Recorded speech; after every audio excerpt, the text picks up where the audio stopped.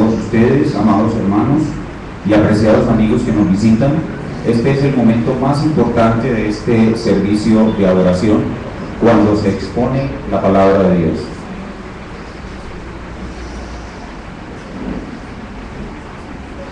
Vamos entonces a escuchar la exposición de la palabra de Dios. Continuamos en el día de hoy con un estudio de unas doctrinas muy especiales que se conocen como doctrinas de la gracia. Este estudio lo hemos preparado especialmente para muchos hermanos que están acercándose a nuestra iglesia y apenas conociendo lo que es una iglesia histórica. Las doctrinas de la gracia son 5 doctrinas claves que, expuestas en conjunto, le permiten al hombre entender realmente cuál es su condición. A través de las doctrinas de la gracia, el hombre entiende el estado depravado en que él está. Pero a la vez, a través de estas doctrinas, el hombre conoce a Dios y su amor, su gracia, y conoce a un Dios soberano. A través de estas doctrinas también conocemos a Jesús como un poderoso Salvador, y eso es lo que vamos a ver en el día de hoy. Las doctrinas de la gracia son un resumen de todo lo que la Biblia enseña sobre la salvación del ser humano, y son el verdadero evangelio de la gracia de Dios que está casi perdido en nuestros días. ¿Cuáles son las doctrinas de la gracia? Son 5 doctrinas claves. Primero, depravación total. Segundo, elección incondicional. Tercero, expiación limitada. Cuarto, llamamiento eficaz. Y quinto, perseverancia final. Ya vimos la primera, depravación total. Estudiamos Romanos capítulo 3 del 9 al 20 y ahí veíamos la acusación que el Espíritu Santo hace a toda la humanidad de estar bajo pecado, en un estado de depravación total. Veíamos 7 cosas que caracterizan a la humanidad. No hay justo ni a uno, no hay quien entienda, no hay quien haga lo bueno. Ausencia total y universal de bondad. Esa es la condición del ser humano, que la Biblia resume en una sola palabra: el hombre está muerto en sus delitos y pecados. Por sí mismo no puede hacer nada para salvarse ni para acercarse a Dios. Está muerto. Siendo tal la condición del hombre, solo la gracia de Dios puede salvarnos. Solo un acto que proviene de Dios, que se llama gracia, puede salvar a ese hombre pecador. ¿Y cómo comienza la gracia de Dios a actuar en el hombre depravado? Comienza desde antes de la fundación del mundo. Dios comienza a salvar a ese hombre depravado por medio de la elección. Dios elige desde antes de la fundación del mundo de una manera incondicional quienes van a ser salvados. La palabra incondicional significa que Dios no ve nada en la criatura depravada que lo mueva a elegirlo y a querer salvarlo. Es un acto del puro afecto de su voluntad. Y por supuesto, si Dios eligió a esos hombres para ser salvados, entonces Él envía a su Hijo Jesucristo a morir por ellos, y solamente por ellos, y a salvarlos eficazmente. No lo envía a crear la posibilidad de que todo hombre pueda salvarse por sí mismo usando su libre albedrío. Lo envía a salvarlos de una manera total, eficaz, perfecta, por medio de su obra realizada en la cruz. Y eso es lo que llamamos expiación limitada o sacrificio eficaz. La semana pasada, cuando veíamos la elección incondicional, nos dábamos cuenta de que nuestra naturaleza humana se resiste a creer que hay un Dios soberano que elige quiénes se van a salvar y quiénes no. Pero hoy, nuestra naturaleza humana se va a resistir mucho más a esta doctrina. ¿Por qué? Porque en el consenso general de la humanidad, toda aquella facción de la humanidad, toda aquella parte de la humanidad que está familiarizada con el cristianismo, cree que la muerte del Señor Jesucristo fue en favor de toda la humanidad. Pero hoy vamos a enseñar lo contrario y a probar lo contrario con la Escritura. Y quiera Dios que Él utilice esta enseñanza para enseñarte, para llevarte a conocer verdaderamente al verdadero Dios y a su Cristo. La palabra expiación, que es la palabra central que estamos enseñando en el día de hoy, la palabra expiación significa muerte sustitutiva que cancela la deuda penal que el pecador tiene con la justicia de Dios. La palabra expiación no es ni siquiera muy común entre cristianos, ni siquiera los cristianos la usamos mucho, pero es una palabra bíblica y es la palabra tal vez la más importante de la Biblia. Las personas que nos visitan, que no están familiarizadas con la Biblia, han escuchado algo de la palabra expiación cuando oyen hablar de un chivo expiatorio. Es decir, una persona que inculpa por librar a otro de una falta que él cometió. Se ve mucho, por ejemplo, cuando un político comete una falta grave, entonces se la imputan a su subalterno y de esa manera el subalterno recibe toda la condenación como chivo expiatorio. De esa palabra estamos hablando, de la palabra expiación. Y la palabra limitada significa que esa expiación, como dije hace un momento y como creen las mayorías, no se realiza a favor de todos los seres humanos, sino a favor de un grupo especial, a favor de un grupo definido, particular. Y eso es lo que vamos a estar probando durante nuestra predicación. La expiación limitada es enseñada a través de toda la Biblia por medio de muchos pasajes. No vamos a exponer aquí todos esos pasajes, vamos a exponer sobre uno. Vamos a exponer un pasaje que es tal vez el más importante de todos esos pasajes. Vamos a exponer un pasaje de jerarquía. Y cuando hablamos de un pasaje de jerarquía, lo que estamos queriendo decir es que en la Biblia hay porciones en las cuales se trata un tema con cierta profundidad y con cierta extensión. Y en esos pasajes donde los autores bíblicos tratan un tema con profundidad y con extensión, lo llamamos un pasaje de jerarquía.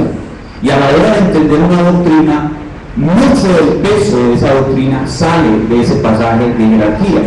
Por ejemplo, si nosotros vamos a estudiar la doctrina de la resurrección, ¿cuál es el pasaje de jerarquía acerca de la doctrina de la resurrección? Obviamente, 1 Corintios 15. Si vamos a estudiar la segunda venida de Cristo, ¿cuál es el pasaje de jerarquía sobre la segunda venida de Cristo? Obviamente, Mateo 24 y 25. Bueno, cuando se trata de hablar de la expiación, hay un solo pasaje que tiene jerarquía, o el que más jerarquía tiene, que es Isaías capítulo 53. Vayamos allá, por favor, al libro del profeta Isaías en su capítulo 53. Pero vamos a leer del capítulo 52:13 al 53:12.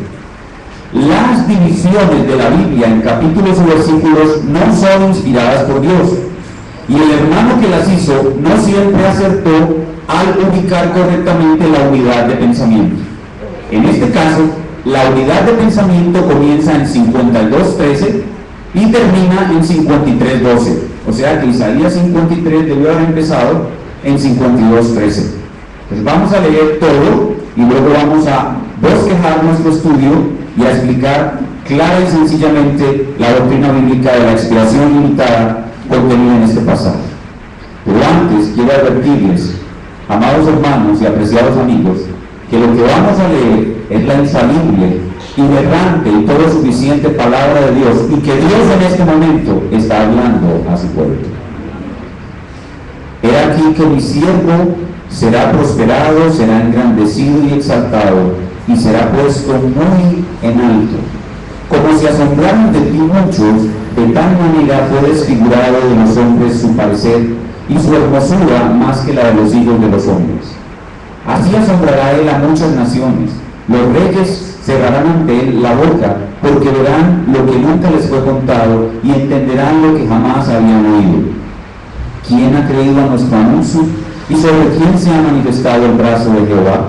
Subirá cual renuevo delante de y como raíz de tierra seca, no al parecer en él ni hermosura, le veremos más sin atractivo para que le deseemos. Despreciado y desechado entre los hombres, varón de dolores, experimentado en quebranto, y como que escondimos de él el rostro, fue menospreciado y no lo estimamos. Ciertamente llevó él nuestras enfermedades y sufrió nuestros dolores, y nosotros le tuvimos por azotado, por herido de Dios y abatido. Mas él herido fue por nuestras rebeliones, molido por nuestros pecados. El castigo de nuestra paz fue sobre él, y por su llaga fuimos nosotros curados. Todos nosotros nos descarriamos como ovejas, cada cual se apartó por su camino, mas Jehová cargó en él el pecado de todos nosotros. Angustiado él y afligido, no abrió su boca. Como cordero fue llevado al matadero, y como oveja delante de sus trasquiladores, enmudeció y no abrió su boca. Por cárcel y por juicio fue quitado, y su generación, ¿quién la contará? Porque fue cortado en la tierra de los vivientes, y por la rebelión de mi pueblo fue herido. Y se dispuso con los impíos su sepultura, mas con los ricos fue en su muerte, aunque nunca hizo maldad, ni hubo engaño en su boca. Con todo eso, Jehová quiso quebrantarlo, sujetándole a padecimiento. Cuando haya puesto su vida en expiación por el pecado, verá linaje. Vivirá por largos días, y la voluntad de Jehová será en su mano prosperada. Verá el fruto de la aflicción de su alma y quedará satisfecho. Por su conocimiento justificará mi siervo justo a muchos, y llevará las iniquidades de ellos. Por tanto, yo le daré parte con los grandes, y con los fuertes repartirá despojos, por cuanto derramó su vida hasta la muerte, y fue contado con los pecadores, y habiendo él llevado el pecado de muchos, y orado por los transgresores. Vayamos de nuevo al trono de Dios, pidiendo su gracia para la exposición y entendimiento correcto de este hermoso pasaje. Oremos. Espíritu Santo del Dios Trino, te invocamos en este momento, auxílianos por favor en la exposición y entendimiento de esta importante escritura. Te lo pedimos en el nombre de Jesucristo. Amén. Esto que acabamos de leer es la gran revelación de Dios acerca de su plan de salvación, y fue dada aproximadamente unos 700 años antes que el Señor Jesucristo naciera, y su tema central es la expiación. Lo que se está explicando aquí es la salvación del hombre por medio de la expiación, y nuestro pasaje para su estudio puede ser dividido en 4 partes. Lo que vemos en nuestro pasaje son 4 cosas. En primer lugar, el autor bíblico nos habla de el autor de la expiación. El autor de la expiación. En segundo lugar, vemos el misterio de la expiación. Cómo la expiación permanecerá oculta para muchos y solo unos pocos podrán entender. En tercer lugar, veremos la esencia de la expiación. ¿En qué consiste la expiación? Y veremos 3 cosas. En este punto hay 3 subpuntos. Veremos que la esencia, lo esencial de la expiación es que ella es sustitutiva, limitada y eficaz. Y en última instancia vemos la recompensa por la expiación. La recompensa por la expiación. 4 cosas pues ocuparán nuestro estudio. Primero, el autor. Segundo, el misterio. Tercero, la esencia. Y cuarto, la recompensa de la expiación. Pero antes de desarrollar cada uno de nuestros puntos, debemos conectarnos con todo el libro del profeta Isaías. Es necesario que entendamos nuestro texto en su contexto. ¿De qué trata el libro del profeta Isaías? El libro del profeta Isaías está basado en un ciclo. Hay un ciclo, durante todo el libro se repite un ciclo. El ciclo es: Dios tiene el propósito de tener un pueblo, su pueblo peca horriblemente contra él en idolatría, Dios lo castiga terriblemente en cautiverio, enviándolo a cautiverio y a la casi total extinción o destrucción, pero él misericordiosamente por gracia guarda a un remanente. Propósito, pecado, castigo hasta la casi total extinción y remanente. Ese es el ciclo que se repite una y otra vez en el profeta Isaías. El libro de Isaías tiene 4 grandes secciones. Entre el capítulo 1 y el capítulo 39, el libro se ocupa de cada una de las partes de ese ciclo. muestra de diferentes maneras. Pero cuando llegamos al capítulo 40 del profeta Isaías, el profeta Isaías se concentra en una sola cosa del siglo, se concentra en el remanente. Del capítulo 40 al capítulo 66, el profeta Isaías se concentra en explicar cómo ese remanente va a ser salvado por Dios. Así que el libro del profeta Isaías, podríamos decir, es el libro del remanente, la teología del remanente, la enseñanza sobre el remanente, y en especial cómo va a ser salvado este remanente. Y nuestro texto, capítulo 53, está en una sección especial donde el Señor le anuncia al remanente su salvación, capítulo 52. Luego le explica cómo va a ser salvado, capítulo 53. Luego los invita a que sean salvados. Vengan todos a las aguas a beber gratuitamente, capítulo 55. Y luego les advierte que si no vienen a tomar gratuitamente de las aguas de su salvación, serán condenados eternamente. Y el centro de toda esa enseñanza de cómo es salvo el remanente es Isaías 53. Habiendo entendido esto, ahora sí vamos a ver nuestro primer punto, el autor de la expiación. Y en este punto no vamos a demorar, porque fácilmente vamos a identificar quién es el autor de la expiación. Vean conmigo en el capítulo, en el verso 13, 52:13.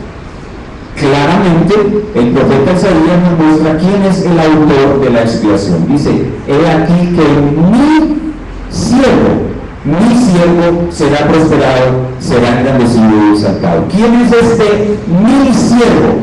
Vean, en el capítulo 42 Isaías había hablado ya del siervo del Señor, el siervo de Jehová, o el siervo de Yahvé, o el siervo de Yahvé, como usted lo quiera llamar, el siervo del Señor. Cristo es un esclavo de Dios voluntariamente. Él se ofreció en el Consejo Eterno de Redención dentro de la Trinidad a hacer solo la voluntad de Dios, y por eso es su siervo. Pero en el versículo 2 del capítulo 53 se aumenta el énfasis sobre su identidad. Dice: subirá cual renuevo delante de él. Y esa palabra renuevo, ya él había dicho antes, era un retoño que iba a nacer del tronco de Isaí, un retoño que iba a nacer del tronco de Isaí, un hijo de David, es decir, ¿quién? El Señor Jesucristo. Y en el versículo 7, una vez más, se habla de su identidad cuando se le presenta como el Cordero. Dice, verso 7, 53:7, angustiado él y afligido, no abrió su boca como cordero. Todos sabemos que los corderos que se sacrificaban en Israel son tipos del Señor Jesucristo. Entonces el primer punto es muy sencillo y vamos a pasarlo rápido. ¿Quién es el autor de la expiación? Es Cristo, no hay otro. Muy bien. En segundo lugar vemos el misterio de la expiación. El misterio de la expiación. Vamos a leer 52:14 a 53:3. 52:14. Ustedes, cuando leemos, se van a dar cuenta de que hay unas personas que no entienden y otras que sí entienden. Por eso esto es un misterio, porque está oculto a muchos y solo unos pueden entenderlo. 52:14. Como se asombraron de ti muchos, de tal manera fue desfigurado de los hombres su parecer y su hermosura más que la de los hijos de los hombres. Así asombrará él a muchas naciones. Los reyes cerrarán ante él su boca, porque verán lo que nunca les fue contado. Eso es un misterio. Cuando a uno le enseñan algo que nunca fue contado, eso es un misterio. Y entenderán lo que jamás habían oído. Pero atención, no todos van a entender. 53:1. ¿Quién ha creído a nuestro anuncio? ¿Y sobre quién se ha manifestado el brazo del Señor? Subirá con renuevo delante de él, y como raíz de tierra seca. No al parecer en él mi hermosura, le veremos, mas sin atractivo para que le deseemos. Noten, muchos no lo van a desear. Despreciado y desechado entre los hombres, varón de dolores, experimentado en quebranto, y como que escondimos de él el rostro, fue menospreciado y no le estimamos. La forma como el Cordero realizaría la obra de expiación sería en un estado de humillación y él vendría en una forma tal que le verían desfigurado, sin hermosura, sin atractivo y por tanto menospreciado y subestimado por las mayorías. Las mayorías lo rechazarán, lo subestimarán y no entenderán ni su identidad como Cordero de Dios, ni la obra que él vino a realizar. Pero habrán algunos que sí entenderán. 53:1. ¿Quién ha creído a nuestro anuncio y sobre quién se ha manifestado el brazo del Señor? ¿Quiénes son los que han entendido? ¿Quiénes son los que han creído que esa raíz de tierra seca no es otro que el Cordero de Dios? Aquellos sobre los cuales se ha manifestado el brazo del Señor. Y porque ellos lo creen, entonces lo anuncian. Pero a los otros a quienes lo anuncian, ellos no creen. ¿Y por qué no creen? Porque sobre ellos no se ha manifestado el brazo del Señor. Para que una persona crea quién es el autor de la expiación y entienda la obra que él hace, es absolutamente necesario que el brazo de Dios venga sobre él y sostenga su alma pecaminosa y la limpie de toda su maldad, para que pueda ver que el que está humillado es el Rey eterno. Solo así puede entenderlo. Este pasaje 53:1 es equivalente a Juan 3:3. ¿Qué dice Juan 3:3? Juan 3:3 dice que el que no nace de nuevo no puede ver el reino de Dios. Y por eso es que los hombres se pasan toda la vida escuchando de Cristo, pero no sienten ninguna atracción hacia Él. Él es sin hermosura, sin atractivo. Hombre, tío, ahorita vamos a la iglesia. No tienes que tener un partido de dominó. Tío, vamos a estudiar la Biblia. No tienes que ver el partido de la Copa Libertadores. Es por el Real Madrid contra el Barcelona. ¿Cómo me voy a perder ese partido? Sin atractivo. ¿Por qué? Porque el brazo del Señor debe manifestarse sobre aquellos que escuchan el mensaje de la expiación para que puedan entender. Por eso decimos que la expiación es un misterio. Ya vimos entonces el autor de la expiación, el misterio en que va a permanecer la expiación para muchos. Y ahora llegamos al punto más importante de nuestro mensaje, que es la esencia de la expiación. ¿Qué es en sí la expiación? ¿Qué es lo que la expiación es y qué es lo que la expiación hace? ¿Qué es lo que la expiación obra? Y para poder entender eso, el pasaje nos enseña tres cosas esenciales sobre la expiación. En primer lugar, nos enseña que ella es sustitutiva. En segundo lugar, nos enseña que ella es limitada. Y en tercer lugar, nos enseña que ella es eficaz. Veamos en primer lugar por qué decimos que la expiación es sustitutiva. Decimos que la expiación es sustitutiva porque queda muy claro al leer el pasaje que el Cordero no está pagando por sus propios pecados. Basta una lectura sencilla, simple, llana del pasaje para saber que Él no está pagando por sus propios pecados. Él está pagando por los pecados de otros. Basta leer, por ejemplo, el verso 4. Ciertamente llevó nuestras enfermedades y sufrió nuestros dolores, y una y otra vez se repite que Él no hizo pecado. Dice, Él no cometió injusticia. Verso 9 dice, y se dispuso con los impíos su sepultura, mas con los ricos fue en su muerte, aunque nunca hizo maldad, ni hubo engaño en su boca. Y en el versículo 11 se le llama siervo justo. Verá el fruto de la aflicción de su alma y quedará satisfecho. Por su conocimiento justificará a mi siervo justo a muchos. Entonces, una lectura sencilla del pasaje nos muestra que el Cordero no está pagando por sus propias iniquidades, sino por las iniquidades de otros. Cuando Él entonces sustituye a otros en el castigo, ¿qué produce esa sustitución? Cuando el Cordero recibe el castigo de Dios por los pecados de otros, ¿qué produce esa sustitución? Esa sustitución, en primer lugar, produce propiciación. Propiciación. Este mensaje está cargado de palabras técnicas. La palabra expiación es una palabra técnica. La palabra propiciación es otra palabra técnica, pero son absolutamente necesarias para conocer el verdadero mensaje de Dios. Lo que la sustitución del Cordero en el lugar del castigo por otros produce es en primer lugar propiciación. ¿Y qué es propiciación? Vean conmigo el verso 11. Verá el fruto de la aflicción de su alma y quedará satisfecho. Aquí la pregunta es, ¿quién verá el fruto de la aflicción de su alma? En el verso 10 nos dice quién es el que verá el fruto de la aflicción de su alma. El verso 10 dice, con todo eso, Jehová quiso quebrantarlo, sujetándolo a padecimiento. Jehová, versículo 11, verá el fruto de la aflicción de su alma y Jehová quedará satisfecho. ¿Qué significa la escritura cuando dice que el Señor, al ver los sufrimientos del Cordero, queda satisfecho? Que la ira que el Dios Todopoderoso, justo y santo tenía sobre el pecado, cuando ve el sufrimiento del Cordero, esa ira es completamente aplacada. La ira de Dios por los pecados, el castigo que merecen aquellos que el Cordero sustituye, son completamente quitados, la ira es completamente aplacada y hay perfecta satisfacción en Dios. Y a eso se le conoce técnicamente como propiciación. Entonces, la muerte sustitutiva del Cordero produce en primer lugar propiciación, pero en segundo lugar produce justificación. Produce justificación. Lea conmigo otra vez el verso 11.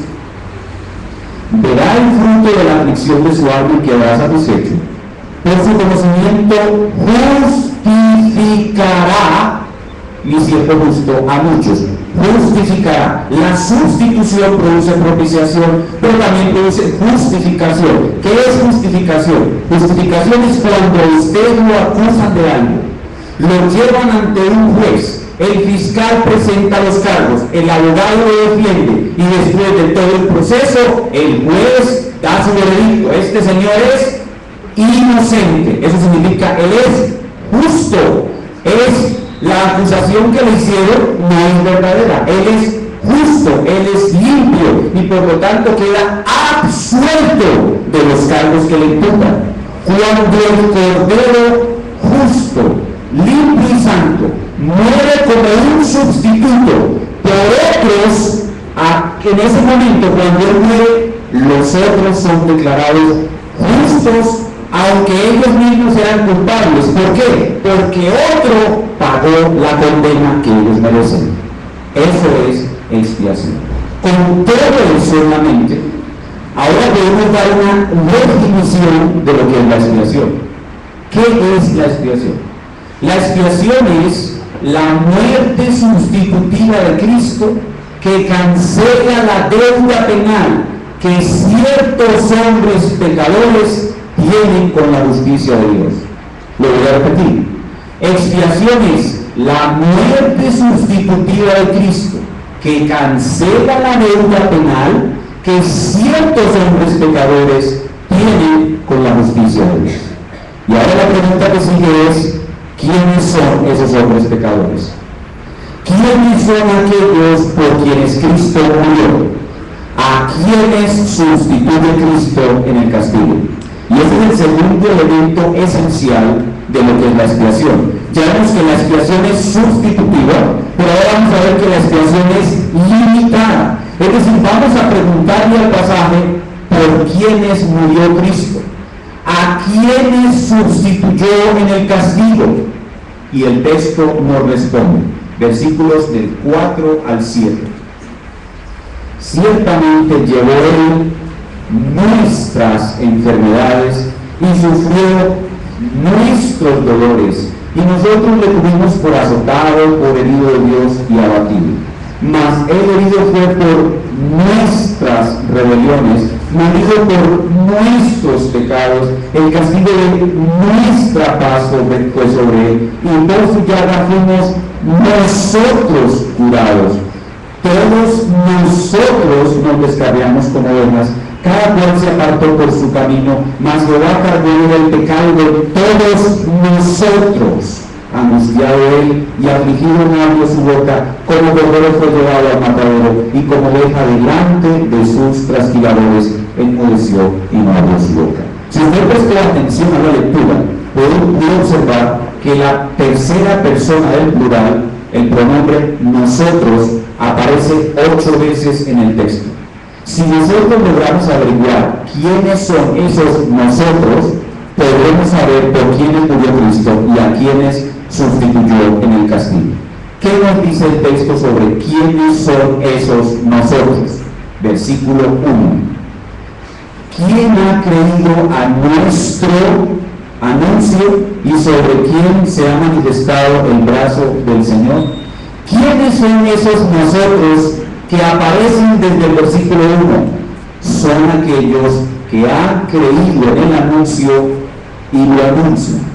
Son aquellos que anuncian porque han creído el anuncio. En otras palabras, ¿quiénes son nosotros? Según el versículo 1, son los que creen, son los que anuncian. En otras palabras, son los que tienen fe. Cristo sustituyó en el castigo a aquellos seres humanos que durante su vida mostrarán fe. No porque ellos tendrán fe por sí mismos, no. La fe será un regalo de Dios mismo, obtenido por Cristo mismo en su cruz. Pero la forma de identificarlos es porque ellos creen el anuncio y lo anuncian a otros. Esos son los nosotros. Versículo 6. ¿Cómo más sabemos quiénes son los nosotros? Verso 6 dice: todos nosotros, otra vez nosotros, nos descarriamos como ovejas, cada cual se apartó por su camino. ¿Quiénes son los nosotros? Los nosotros son un grupo de seres humanos que reconocen que ellos estaban extraviados. Nosotros nos descarriamos. ¿Y quiénes somos los culpables de que nos hayamos descarriado? Nosotros. Entonces, ¿quiénes son los nosotros a quienes Cristo sustituyó? Aquellos que se sienten culpables de haberse extraviado, aquellos que sí saben que estaban extraviados, aquellos que saben que tenían que volver al camino. Es decir, en otras palabras, los que se arrepintieron, los que tienen arrepentimiento. Esos son los nosotros. Cristo murió para que los que van a ser salvos tengan arrepentimiento. Pero no solamente eso, mire conmigo el versículo 8. Dice: por cárcel y por juicio fue quitado, y su generación, ¿quién la contará? Porque fue cortado de la tierra de los vivientes, y por la rebelión de mi pueblo fue querido. Entonces aquí dice claramente que los nosotros, a quienes Cristo sustituyó en el castigo, son su pueblo. Mi pueblo, ahí dice claro, usted puede leerlo muy claramente, dice: y por la rebelión de mi pueblo. No dice que Cristo murió por la rebelión de toda la humanidad. Cristo murió por la rebelión de mi pueblo. ¿Del pueblo de quién? Del pueblo de Jehová, del pueblo de Yahvé, del pueblo de Yahvé. Murió por la rebelión del pueblo de Dios. ¿Y quién es el pueblo de Dios? ¿Será acaso la nación de Israel? La semana pasada aprendimos claramente que no todos los que pertenecen a Israel son israelitas, sino que dentro de Israel hay unos que son elegidos. Y en el resto de las naciones, Él asombrará a todas las naciones. De entre todas las naciones, Él tiene sus elegidos. Y la suma de los elegidos del pueblo judío y de todas las naciones del mundo, esos son su pueblo, aquellos por los cuales Él murió, aquellos por los cuales Él sustituyó en el castigo. Son los que Isaías llama Jerusalén. Jerusalén es el conjunto de todos los elegidos. Tristemente, muchos hermanos cuando leen Isaías piensan que uno todavía debe ir a Jerusalén allá a adorar, y que Jerusalén es el lugar más santo de la tierra. Eso es falso de toda falsedad. El pueblo de Dios es Jerusalén la nueva, el conjunto de todos los creyentes, el conjunto de todos los que se han arrepentido. Esos son mi pueblo. Pero si todavía alguno quiere pensar o se resiste a claudicar en la idea de que el sacrificio de Cristo fue por toda la humanidad, la Biblia enseña claramente que no es posible incluir a toda la humanidad en la muerte de Cristo. Vea conmigo el versículo 11. Dice: verá el fruto de la aflicción de su alma y quedará satisfecho. Por su conocimiento justificará a mi siervo justo a toda la humanidad. No, a muchos. Y llevará las iniquidades de toda la humanidad. No, de ellos. Por tanto, yo le daré parte con los grandes y con los fuertes repartirá despojos, por cuanto derramó su vida hasta la muerte y fue contado con los pecadores, habiendo él llevado el pecado de toda la humanidad. No, de muchos, no de todos. Y la Biblia se ocupa en el resto de la revelación de mostrarnos quiénes son esos muchos. En Mateo 1:21, cuando el ángel le dijo a María el nombre que le pondrían al Mesías, dijo que lo llamaran Jesús. Jesús significa el Señor salva. ¿Por qué dijo el ángel que se llamaría Jesús? Porque Él salvará a su pueblo de sus pecados. Y cuando miramos en Mateo capítulo 26, versículo 28, la institución de la Santa Cena, cuando el Señor Jesús levanta el cáliz y dice: este es el cáliz de mi sangre del nuevo pacto que será derramada por muchos. Solamente que a nosotros se nos ha quedado grabado en nuestra memoria lo que hemos escuchado todo el tiempo al sacerdote católico romano. El sacerdote católico romano levanta la copa y dice: este es el cáliz de mi sangre que será derramada por nosotros y por todos los hombres para el perdón de los pecados. Eso es un error. Lea por favor el texto. Simplemente vaya a su casa y busquen los 3 evangelios, Mateo, Marcos, Lucas, la institución de la Santa Cena, y lea, y va a leer una y otra vez la palabra muchos. Ahí no dice por todos los hombres, sino por muchos. Pero también podemos saber quiénes son los muchos cuando el mismo Cristo dice que Él es el buen pastor. Yo soy el buen pastor, y el buen pastor su vida da por todo el mundo. Por las ovejas, no por las cabras, sino por las ovejas. Y en Hechos 20, capítulo 20, versículo 28, el apóstol Pablo le dice a los pastores de la iglesia de Éfeso: miren, cuiden bien el rebaño del Señor, cuiden la iglesia que el Señor Jesucristo ganó por su sangre. ¿Qué fue lo que el Señor Jesucristo ganó con su sangre? La iglesia, no todo el mundo, sino la iglesia. Y también en Romanos capítulo 8, versículo 33, dijimos la semana pasada: ¿quién acusará a los escogidos de Dios? Y también en Juan capítulo 17, versículo 9, si usted puso cuidado, atento a la lectura durante el culto, vimos a Jesucristo orando como sumo sacerdote los días antes, el momento antes de su crucifixión, y cuando el sumo sacerdote Cristo levanta su oración, dice: Padre, yo te oro por todos, absolutamente todos los seres humanos. Dice eso, ¿no? Dice: yo te oro por los que tú me diste. No oro por el mundo, sino por los que me diste. Tú no sean, me los diste. Pero además, en Efesios capítulo 5, versículo 25, dice claramente: maridos, amar a vuestras esposas como Cristo amó a su iglesia y se entregó a sí mismo por ella, para santificarla, para presentársela como una virgen pura, sin mancha ni arruga. Cristo no tiene varias esposas. Él no murió por muchas de sus esposas. Cristo no tiene un harem. Tiene solo una esposa y murió por ella. Eso es lo que enseña. Eso es lo que nos muestra claramente que la expiación no puede ser universal. La expiación tiene que ser ilimitada, limitada en su alcance, es decir, que los efectos salvadores de la sustitución van dirigidos solamente a un grupo de personas particular. No es algo general, universal, ilimitado, a través de lo cual cualquiera a partir de ahí puede salvarse usando su libre albedrío. No, es algo específico, particular, ilimitado. Pero además de entender que la expiación es sustitutiva y limitada, El texto nos deja ver claramente que la expiación es eficaz.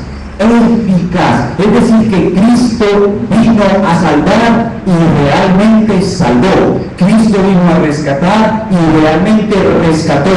El fruto de lo que Él hizo fue verdaderamente salvar. Versículo 8. Por cárcel y por juicio fue quitado, y su generación, ¿quién la contará? Por la muerte de Cristo, que es el segundo Adán, una generación incontable de hijos de Dios va a venir a existencia.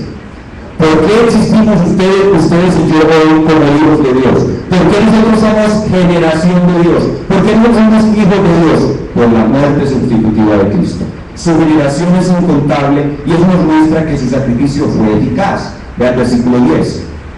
Con todo eso, Jehová quiso quebrantarlo, sujetándole a padecimiento cuando haya puesto su vida en expiación por el pecado, y como resultado de eso dice, verá linaje. Verá linaje. De nuevo es la misma enseñanza. Verá linaje. Él tendrá unos hijos que le nacerán como resultado de su muerte expiatoria. Versículo 11. Repite la misma idea. Verá el fruto de la aflicción de su alma y quedará satisfecho. El padre no quedaría satisfecho si como resultado de la muerte de su hijo alguno después pudiera perderse. El padre no quedaría satisfecho si como resultado de la muerte de su hijo alguno después podría perderse.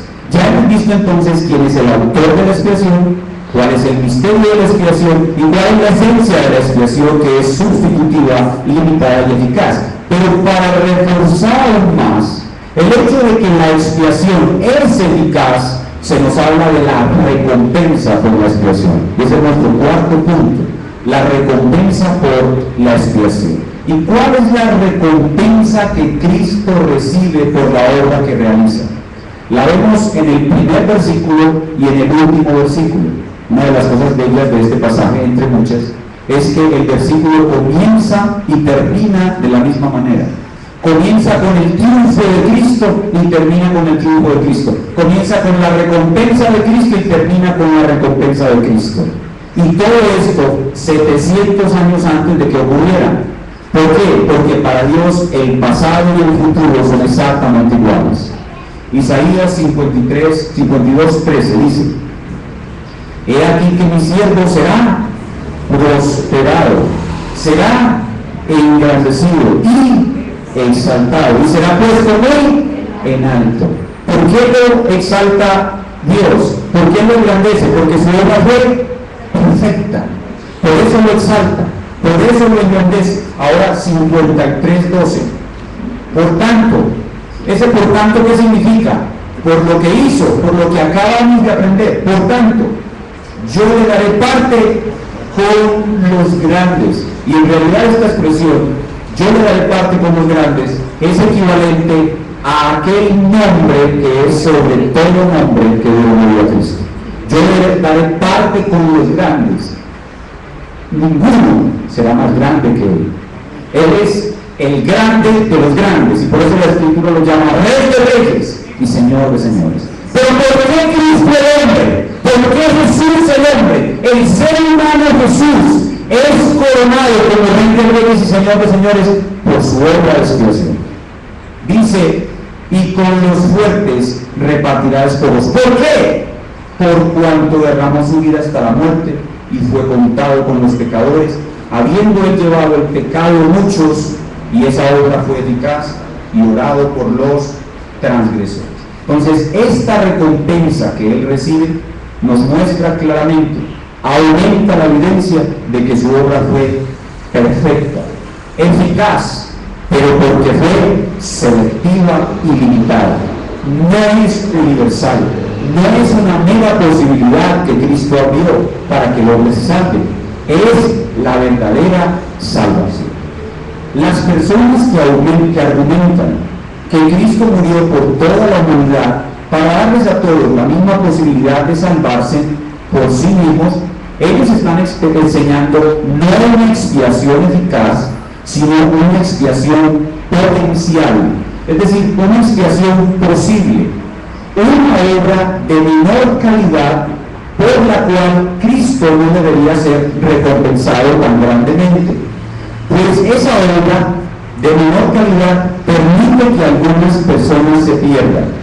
O por lo menos, si se le da alguna recompensa, Cristo debería compartir su recompensa, compartir su mérito con el pecador, porque en última instancia la salvación también depende del pecador, que hace uso de la posibilidad que Cristo le abrió supuestamente por una expiación universal.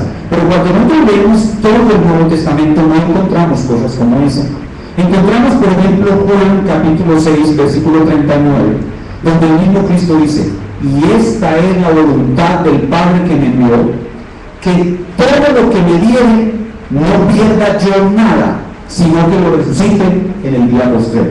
La voluntad del Padre que envió a Cristo es que de todo lo que el Padre le dio, no pierda yo, dice Cristo, nada. Entonces, Él está colocando la posibilidad y la responsabilidad de la salvación sobre sus hombros. Él dice: de lo que el Padre me dio, yo no voy a perder nada. Eso es una salvación eficaz, un rescate eficaz. Por eso cantábamos en el primer himno: fue el rescate eficaz, solo de Jesús la sangre. Y por eso cantábamos en el segundo himno: el castigo de su pueblo, en su muerte Él sufrió. Y por eso cantábamos en el tercer himno: un gran Salvador es Jesús el Señor, un gran Salvador para mí, porque Él salvó eficazmente.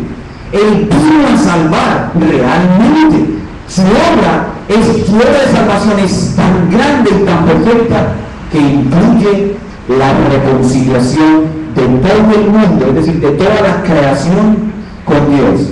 Cristo es el Cordero de Dios, que no solamente salva a su pueblo, sino que quita el pecado del mundo. Y por eso nosotros vamos a vivir en un mundo nuevo, sin pecado. ¿Y saben quién ganó ese mundo nuevo para nosotros sin pecado? Cristo, por su muerte en la cruz. Él venció la muerte con su muerte. Y ahí está la sabiduría de Dios. La muerte de la muerte por la muerte de Cristo. No, Cristo es un gran Salvador. Y su salvación es maravillosa cuando la podemos entender. Pastor, pero si esta es la enseñanza clara de la Biblia, ¿por qué la mayoría de las iglesias de nuestros días y durante mucho tiempo no enseñan algo así, sino que todo el tiempo están repitiendo que Cristo murió por toda la humanidad?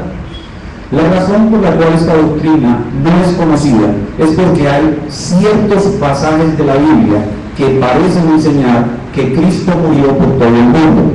Vamos a ver uno solo de estos pasajes. Y si usted quiere profundizar sobre esto y revisar pasaje por pasaje, yo le invito a que nos visite en nuestra página de internet y vea una serie de 10 sermones que dimos sobre esta doctrina, y ahí usted puede profundizar más sobre las posibles objeciones. Ahora vamos a ver solamente un pasaje que confunde a las personas que no entienden esto y les hace creer que Cristo murió por toda la humanidad. Vaya conmigo a 1 de Juan capítulo 2 versículo 2. 1 de Juan capítulo 2 versículo 2. 1 de Juan 2, 2.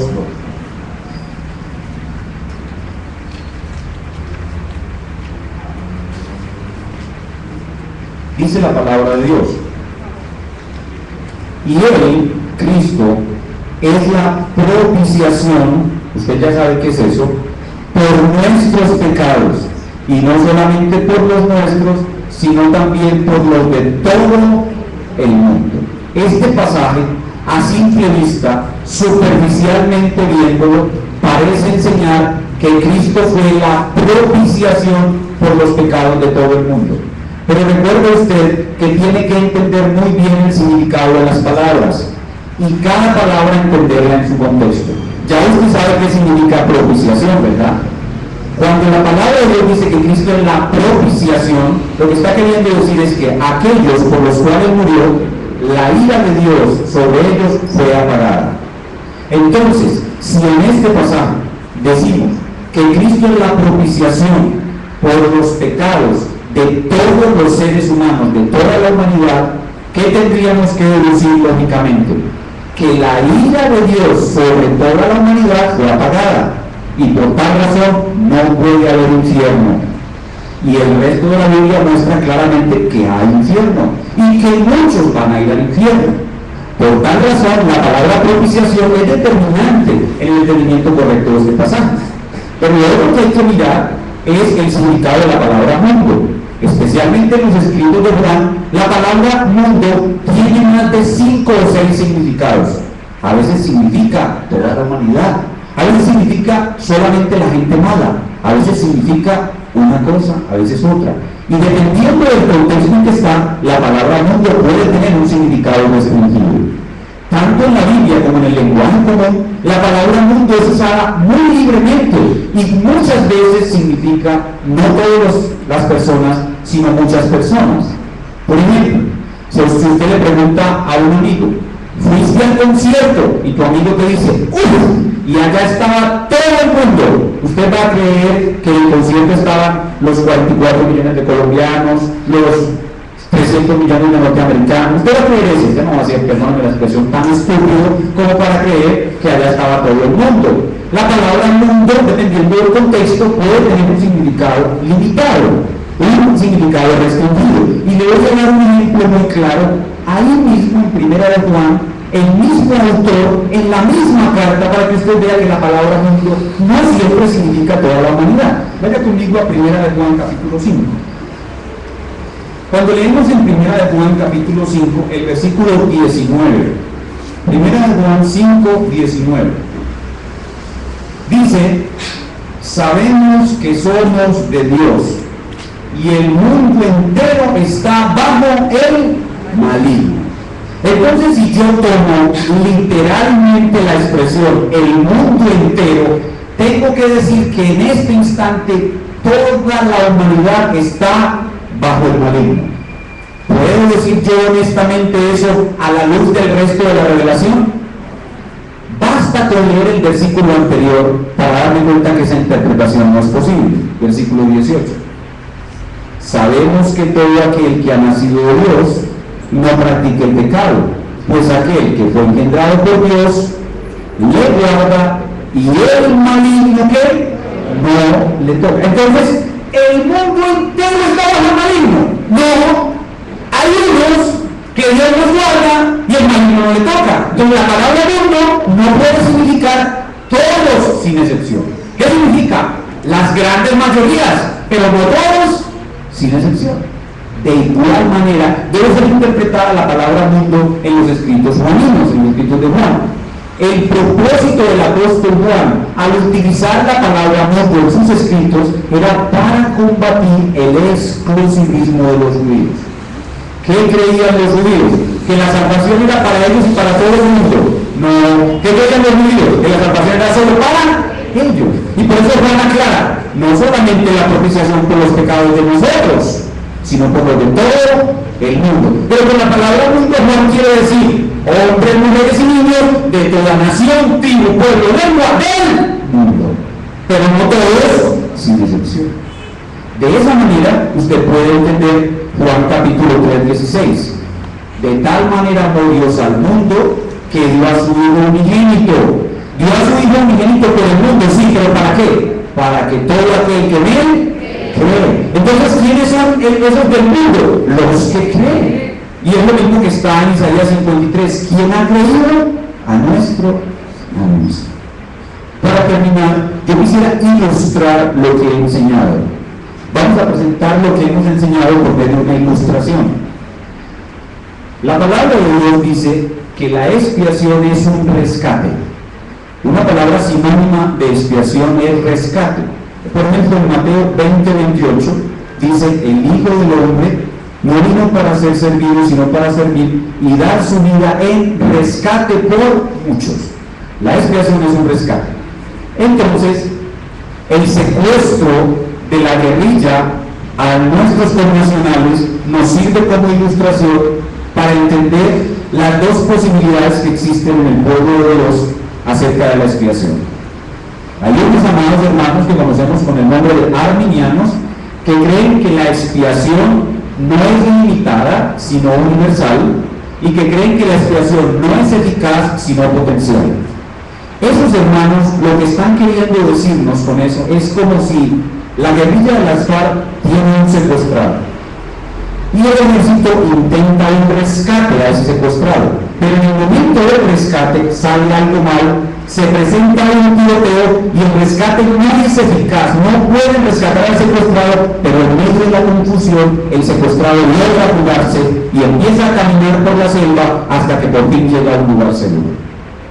En ese tipo de rescate, el ejército intentó hacer un rescate, pero ese rescate no fue eficaz. Aunque el secuestrado fue liberado, ¿de quién dependió en última instancia que él fuera rescatado? Dependió de la acción que el ejército hizo, que le creó la oportunidad, pero también dependió de él, porque él se la jugó por medio de la selva.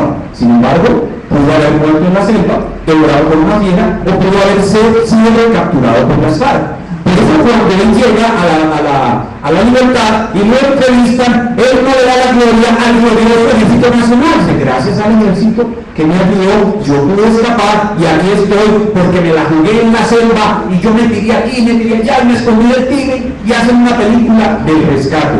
¿Quiénes llevan la gloria del rescate? Casi siempre los secuestrados que se fugan. Pero lo que nos enseña la Biblia no es ese tipo de rescate. Lo que nos enseña la Biblia es mucho más parecido a la gran operación de rescate llamada Operación Jaque que el ejército colombiano realizó por cierto grupo de secuestrados. Esa operación fue perfecta. Los secuestrados estaban en la prisión del secuestro y fueron rescatados total y eficazmente y traídos del secuestro a la libertad, y ellos no pudieron hacer absolutamente nada. Incluso cuando los estaban rescatando estaban amarrados, no podían colaborar para nada en su rescate. Pero cuando fueron rescatados, llegaron a la libertad, a todos les faltaban las palabras para hablar del glorioso ejército de Colombia. ¿Por qué? Porque el ejército los rescató. Bueno, Cristo vino ¿a qué? A rescatar. Hermanos, aquí hay algo muy profundo que casi nadie entiende, y es la palabra rescate. ¿Qué es un rescate? Un rescate es un rescate. ¿Sí o no? Sí. Un rescate es un rescate. Cristo vino a rescatar. Punto. Pero la gente no lo entiende. No lo entiende. Porque no entiende la gloriosa doctrina de la expiación limitada. ¿Qué hemos visto entonces en el día de hoy? Bueno, finalmente muchos me dirán, pastor, pero esta doctrina tiene que ser algo muy nuevo. Yo llevo 20 años en el cristianismo y no le he escuchado esta doctrina a ningún evangelista ni a ningún predicador de la radio. Esto es algo muy nuevo. Dios se lo reveló a usted. Dios me libre. Dios me libre. Hermano, no, esto no es nada nuevo. Este es el evangelio más viejo. Este es el evangelio antiguo. Este es el evangelio histórico. Este es el evangelio de los puritanos, de los reformadores y de ahí para atrás. Este es el verdadero evangelio. Fueron las reformaciones posteriores que aparecieron posteriores a la reforma, aunque esas que aparecieron posteriores a la reforma fueron recauches de viejas herejías, las que desviaron al pueblo de Dios de creer, de confesar una expiación limitada. Vamos a resumir lo que hemos aprendido en el día de hoy. 4 cosas básicas hemos aprendido en el día de hoy. Primero, que la expiación es la acción principal de la obra de Cristo y que es mejor equivocarnos en cualquier otra cosa pero no en la expiación. Cometer errores con otras doctrinas puede ser algo más pasable, pero equivocarnos con la expiación es algo muy grave. La expiación es la obra principal de la obra de Cristo y en ella, la acción principal de la obra de Cristo, y en ella no debemos equivocarnos. Segundo, que la expiación, claramente la Escritura enseña, es sustitutiva, limitada y eficaz, y que los que enseñan una expiación universal y potencial están predicando contra las Sagradas Escrituras. Tercero, que los pasajes que parecen enseñar una expiación universal y potencial son fácilmente aclarados cuando entendemos que la palabra mundo, entendida correctamente en su contexto, no puede significar toda la humanidad, sino una gran mayoría. Y en último lugar, que solo creyendo una expiación limitada y eficaz, podemos cantar con pleno entendimiento diciendo: un gran Salvador es Jesús el Señor. Como dice Lucas capítulo 1 versículo 69, nos levantó en la casa de David un gran Salvador, que es Cristo el Señor. Somos los que creemos esta doctrina con convencimiento y entendimiento. Creemos en un gran Salvador. Y por eso decía nuestro hermano Hegeman esta mañana de una manera hermosa, conectando las dos cosas, la clase del sermón: mi Salvador no admite derrota. Eso es verdad. Cristo jamás ha sido derrotado. Él no puede ser derrotado. Su obra es perfecta. ¿Y qué podemos traer a nuestras vidas a manera de aplicación después de conectarnos con esta preciosa doctrina y conocer más al Cristo que nos salvó? Bueno, hermanos, si usted ha conocido hoy más a Cristo, entonces es para que usted le rinda todo su amor. Ámelo más a Él. Deleítese más en Él. Entréguele más toda su vida. Dele a este gran Salvador, porque Él lo merece. Y haga de la meditación en la persona y la obra de Cristo su principal deleite. Deleítese en la meditación en la persona y la obra de nuestro Señor Jesucristo. La otra aplicación importante es el evangelismo. Debido a que Cristo murió para rescatar eficazmente, nosotros debemos evangelizar con la esperanza de que muchos serán salvados, porque Cristo murió por ellos. Pero cuando estemos evangelizando, no debemos decirle a la gente que crea en Cristo porque Cristo murió por él. No debemos decirle a la persona: mira, Jesús te ama y murió por ti. Eso es un error teológico. Muchas personas se han salvado así, pero los que evangelizan así lo hacen en ignorancia. Ahora, si nosotros sabemos la verdad, hagámoslo bien. No le vamos a decir a la gente: Jesús te ama y murió por ti, porque nosotros no sabemos eso. Nosotros sabremos si Cristo murió por alguien cuando esa persona se arrepiente y crea. Antes no podremos saberlo. Pastor, entonces, ¿cómo les decimos? Les decimos que Cristo murió para salvar a pecadores como tú. No que Cristo murió por ti, Cristo murió para salvar a pecadores como tú. Y lo que tenemos que hacer ver a Él no es que Cristo haya muerto por Él, sino que su pecado está delante de la justicia de Dios y que la única forma de escapar de la ira de Dios es la muerte sustitutiva de Cristo, que cancela su deuda penal. Y finalmente, a nuestros amigos que están aquí, las personas que nos visitan, nuestros queridos amigos y personas nuevas que nos acompañan hoy hemos expuesto delante de ustedes el suficiente conocimiento de Cristo como un gran Salvador. Pero ahora, amigo que nos visitas, tú debes reconocer que tú eres un gran pecador. Cristo vino como un gran Salvador para salvar a grandes pecadores, y tú eres un gran pecador.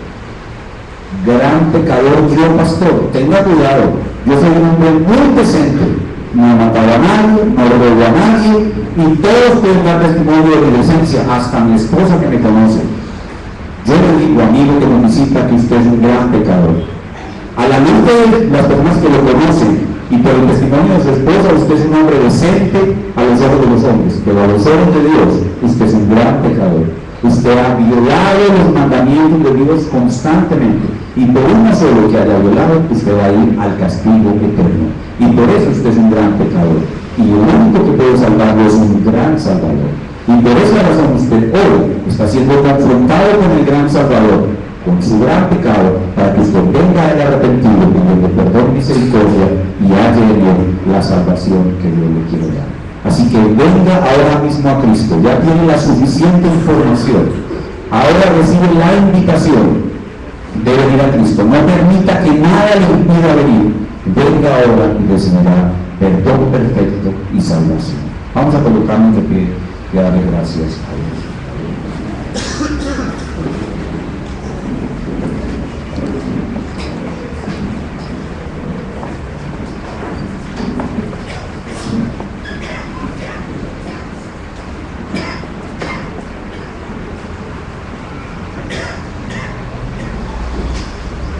Señor, muchas gracias por tu palabra. Realmente hoy te hemos conocido mucho mejor gracias a tu palabra. No estás entre nosotros de cuerpo presente, pero tu Espíritu Santo nos ha pintado hoy un retrato maravilloso de nuestro grandioso Salvador. Nosotros estamos felices de que tú nos hayas salvado y hayas muerto por nosotros. Ahora te pedimos que podamos meditar mucho más y estudiar mucho más, conociendo la persona y la obra de Cristo, el gran Salvador. Y a las personas que están aquí que no te conocen, rogamos que el haberse expuesto a tu palabra en medio de la presencia especial de tu pueblo, de tu Espíritu de tu pueblo, sea para ellos la obra de tu Espíritu, trayéndolos al arrepentimiento y la fe. ¿Quién ha creído a nuestro anuncio? ¿Sobre quién se ha manifestado el brazo del Señor? Pedimos que tu brazo se manifieste sobre muchos para salvación eterna. En el nombre del Señor Jesucristo. Amén. Ahora nos vamos a ir de aquí sin alabar a nuestro Cristo por medio de cantos. Vamos a abrir el himnario en el himno